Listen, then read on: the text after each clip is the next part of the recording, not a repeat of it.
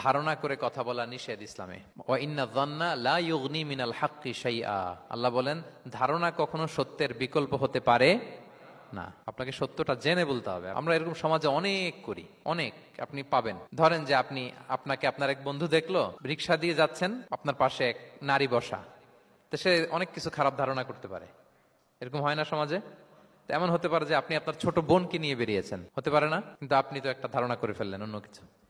বা আপনার ভাগ্নিকে নিয়ে বের হয়েছেন, আপনার আপন খালাকে নিয়ে বেরিয়েছেন কোনো কাজে, ডাক্তারের কাছে বা কিছু একটা হতে পারে। কিন্তু তাকে দেখেই আমি এদিক সেদিক বলতে আরম্ভ করলাম যে ওকে তো দেখছি এরকম এরকম এরকম।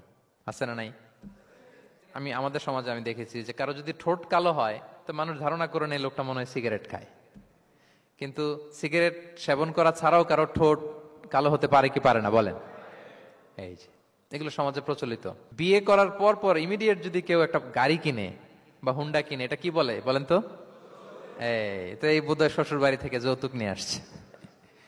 দেখছেন, এরকম ভুরি ভুরি আপনি সমাজে পাবেন।